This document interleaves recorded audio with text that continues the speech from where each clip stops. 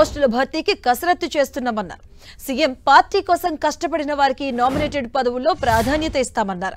గత ప్రభుత్వం 10 లక్షల కోట్ల అప్పులు చేసిన వ్యవస్థను సర్వనాశనం చేసిందని చంద్రబాబు ఆరోపించారు. వెంకటేశ్వర స్వామి లడ్డూలో జంతువుల కొవ్వు వినియోగించారన్నారు. ఇక ఈ విషయంలో దోషులను వదిలే ప్రసక్తే లేదన్నారు చంద్రబాబు. నేరం చేయడం, తప్పించుకోవడానికి ఎదురుదారి చేయడం అలవాటుగా మారిందని సీఎం చంద్రబాబు మండిపడ్డారు. ఇక ఇలానే వదిలేస్తే అబద్ధాలను పదే పదే చెప్పి ప్రజలను మోసం చేస్తారన్నారు. అధికారం చేపట్టగానే తిరుమల నుంచే ప్రక్షాళన మొదలుపెట్టామన్నారు సీఎం చంద్రబాబు.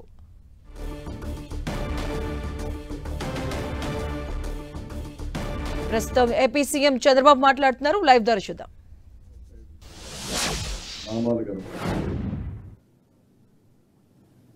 అది ఎప్పుడు కూడా చిన్నప్పుడు కూడా బ్రహ్మోత్సవ సందర్భాల్లో ఒక్క పొద్దుండి అదే మరి దేవుని దగ్గరికి దర్శనం చేసుకొచ్చే ఆనవాయితీ.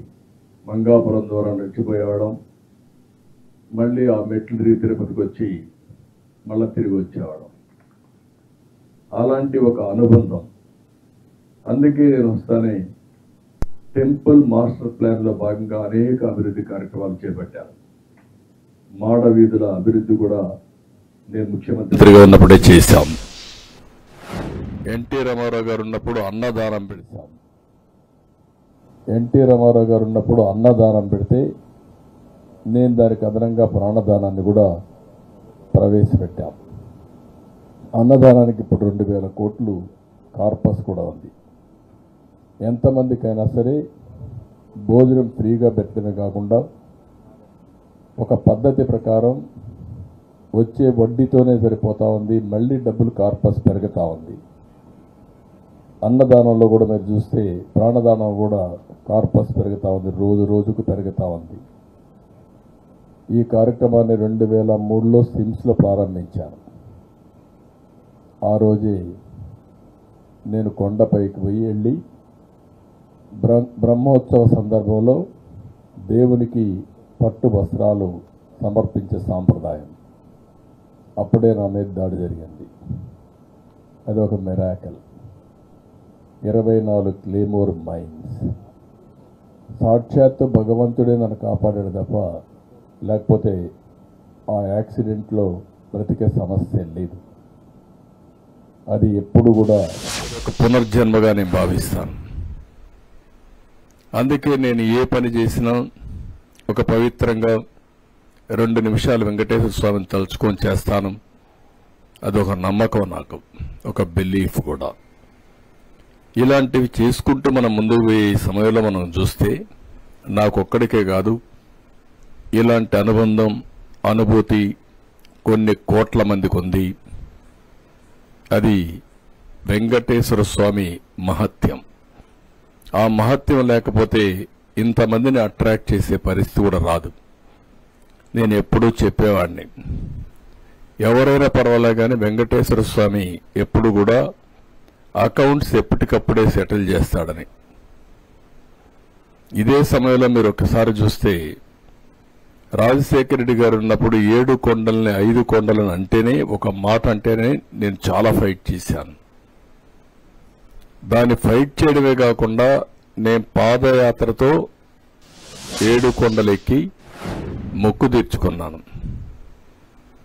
ఎందుకంటే ఒక నమ్మకంతో ఏ పని చేసినా, పోరాటం చేసినా, అవన్నీ చేశాం. ఎన్నో ఆందోళన చేశాం దేవుడి పవిత్రత కాపాడడానికి.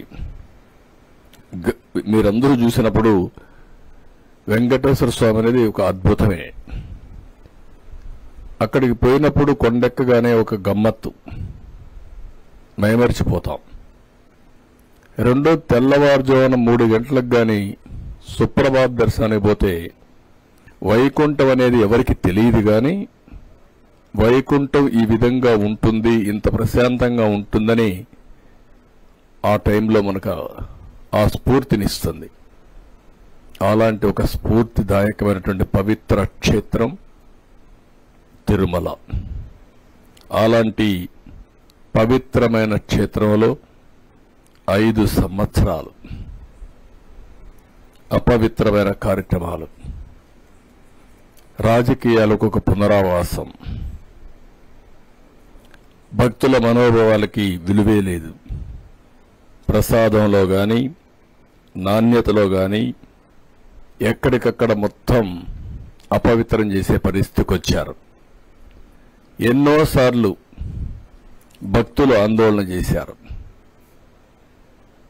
ఎప్పుడు కూడా మీరు గుర్తుపెట్టుకోవాల్సింది, భక్తులందరం కూడా, నేను ఒక భక్తుడిగా చెప్తున్నా, ఒక ముఖ్యమంత్రిగానే కాదు, వెంకటేశ్వర స్వామి ప్రసాదానికి ఒక ప్రత్యేకత ఉంది. ఆ ప్రత్యేకతకు కూడా కారణం 300 సంవత్సరాల నుంచి ఈ వెంకటేశ్వర స్వామి లడ్డు ఒక రెసిపీ, అది తయారు చేసిన విధానం, అందులో వాడే పోషక పదార్థాలు ఏది కూడా ప్యూర్గా ఉంటాయి. ఎక్కడ కూడా నాణ్యత లేని సరుకులు ఎప్పుడూ వాడరు.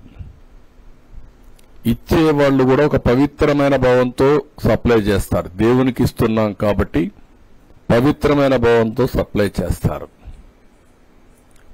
అందులో కూడా మీరు చూస్తే ఆ ప్రసాదం అవన్నీ ఇంటిలో తీసుకొచ్చి పెడితే ఆ వాసన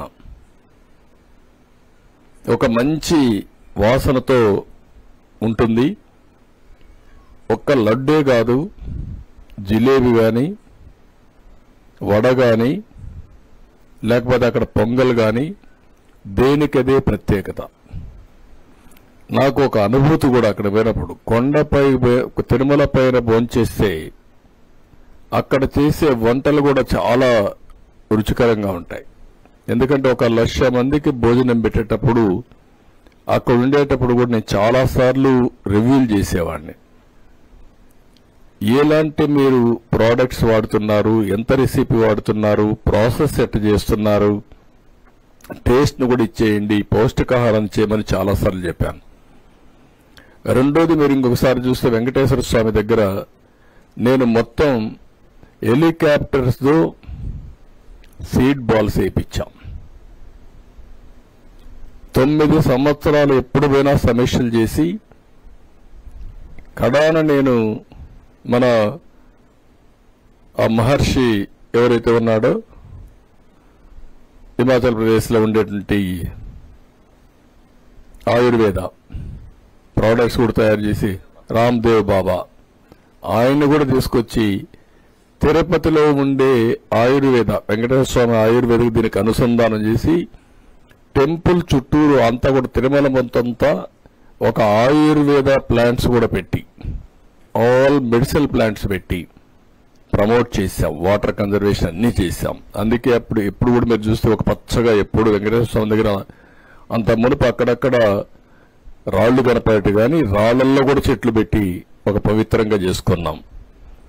ఈ లడ్డు కూడా మీరు చూస్తే చాలా డిమాండ్, వెంకటేశ్వర స్వామి లడ్డుకు చాలా డిమాండ్. 155 గ్రాములు.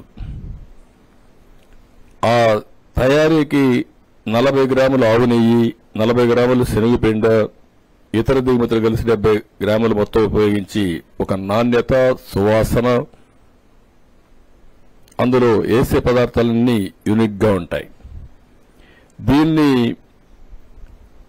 జియోగ్రాఫికల్ ఇండికేషన్ ట్యాగ్ కూడా రిజిస్ట్రేషన్ చేసి 2009లో పేటెంట్ రైట్ కూడా పొందారు. అంటే వెంకటేశ్వర స్వామి ప్రసాదాన్ని ఎవ్వరూ కూడా కాపీ చేయడానికి వీలు లేదు. చాలా మంది ప్రయత్నం చేశారు, ఎంతో మంది ప్రయత్నం చేశారు, కానీ ఎవ్వరూ దాన్ని యాజ్ ఇట్ ఈజ్ చేయలేకపోయారు. అంటే వెంకటేశ్వర స్వామి మహత్యం ఉంది కాబట్టి అక్కడ తయారు చేసే వాళ్ళందరూ డెడికేషన్తో పనిచేస్తారు కాబట్టి ఇచ్చే దాతలు కూడా with purity of heart A ingredients ఇచ్చినా ఏది సరఫరా చేసినా చేస్తారు కాబట్టి ఆ పవిత్రత వచ్చింది, దానికి ఒక ప్రత్యేకత వచ్చింది. అలాంటి ప్రత్యేకత ఉండే ఈ వెంకటేశ్వర స్వామి దగ్గర వీళ్ళు వస్తారే ఇష్టానుసారంగా చేశారు. ట్రస్ట్ బోర్డుల నియామకం ఒక గ్యాంబ్లింగ్ కింద తయారైంది. చట్టాన్ని ఇష్టప్రకారం మార్చి దగ్గర 50 మంది నామినేషన్లకు ప్రోత్సహించే పరిస్థితి వస్తే కొన్ని హైకోర్టులో స్టేలు వచ్చే పరిస్థితికి వచ్చింది. ఎక్సెఫిషియోస్ కనపడడంతో ఎక్సెఫిషియో వీళ్ళంతా కొండపై వ్యాపారాలు చేయడం, వెంకటేశ్వర స్వామి టికెట్లు ఇష్ట ప్రకారం అమ్మడం. చాలా మంది చాలాసార్లు ప్రయత్నం చేశాం. మేమైతే ఒకసారి తిరుపతి దాకా వెళ్ళి పవన్ కళ్యాణ్ గారు ఫైట్ చేశారు, మేము ఫైట్ చేశాం. తిరుపతికి వెళితే మా టీంలో రాలేకపోతే తిరుపతిలోనే ప్రొటెస్ట్ చేసి అలిపిరి దగ్గరనే ప్రొటెస్ట్ చేసి అరెస్ట్ అయి తిరిగి వచ్చిన సందర్భాలున్నాయి. అదే మరిగా నమ్మకం లేని వాళ్ళందరినీ టెంపుల్ వేయడం, చైర్మన్ గా అన్య మతస్థులకి ప్రాధాన్యత ఇవ్వడం, అదే మరి నమ్మకం లేని వాళ్ళు పెట్టడం, ఇవన్నీ చేసి వీళ్ళ రాజకీయ ప్రయోజనాల కోసం టీటీడీని ఉపయోగించే పరిస్థితికి వచ్చారు. దీంట్లో మొట్టమొదటిసారిగా మీరు చూస్తే వీళ్ళు వస్తానే టెండర్స్ అన్ని రివర్స్ టెండరింగ్ అని పెట్టి అందులో ఉండే కండిషన్స్ మార్చేశారు. నేను అవి కూడా మీకు సరఫరా చేస్తున్నాను. ఇందులో ఏవైతే వీళ్ళు వచ్చిన తర్వాత ఈ రివర్స్ టెండరింగ్ లో మీరు ఒకసారి చూస్తే మొత్తం క్లాస్ నెంబర్ కండిషన్ నెంబర్ 18లో 3 సంవత్సరాల అనుభవం ఉండాలంటే అట్లీస్ట్ దాన్ని సంవత్సరానికి చేశారు. డైరీ పెట్టిన ఫస్ట్ ఇయర్ లోనే నెయ్యి సరఫరా చేయొచ్చని. రెండోది 4 లక్షల లీటర్ల మిల్క్ ఉత్పత్తి చేయాలని ఉంటే దాన్ని తీసేశారు. అంటే ఎవడైనా సరఫరా చేయొచ్చు, వాడి మిల్క్ లేకపోయినా పర్వాలేదు. ఇంకొక పక్కన 8 టన్నులు మార్కెట్ అతను అమ్మేదానికి అదనంగా ఒక 8 టన్నులు పర్ డే ఉత్పత్తి చేసే వాళ్లే పెట్టాలని పెడితే ఆ కండిషన్ కూడా తీసేశారు. ఇంకొక పక్కన మీరు చూస్తే ఏదైతే ఈ 3 years పీరియడ్ నేను ఇంతకుముందు చెప్పింది 12 టన్నులు